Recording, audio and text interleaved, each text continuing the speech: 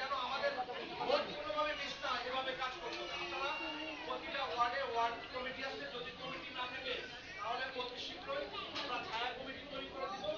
ছায়া কমিটি তৈরি কমিটি আছে, তো কমিটি যদি থাকে তাহলে সেই কমিটির আন্ডারে ওয়ার্ড বুঝে কিছু ওয়ার্ড আছে যে অনেক জনসংখ্যা, সেখানে আমার 5টা টিম কাজ করতে পারে। আবার কিছু ওয়ার্ড আছে সে অনেক এর থেকে বেশি জনসংখ্যা, সেখানে আমার 7টা টিম কাজ করতে পারে।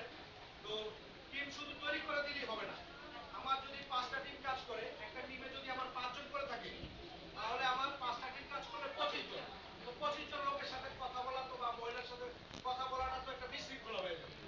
এই 25 জনের 5টা টিমের 5 জন প্রধান থাকবে, একটা টিমের একজন প্রধান থাকবে, তাহলে 5 জন প্রধান। যারা ওই ওয়ার্ডের দায়িত্বে আছে ওই একজন ওই 5 জনের সাথে বসে কথা বলবে, তোমাদের কি অবস্থা, কতটুকু কি কাজ করলাম, তখন তো সে একটা রিপোর্ট দিতে পারবে।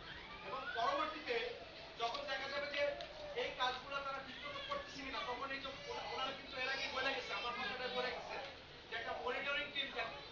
এই মনিটরিং এর টিম থাকবে যে তারা কি ঠিকমতো কাজ করতেছে কিনা।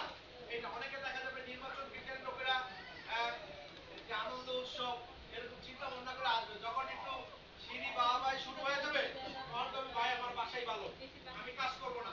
নির্বাচন একটা চ্যালেঞ্জের বিষয়, আপনাকে চ্যালেঞ্জ দিতে হবে, আপনাকে শ্রম দিতে হবে, পরিশ্রম করতে হবে।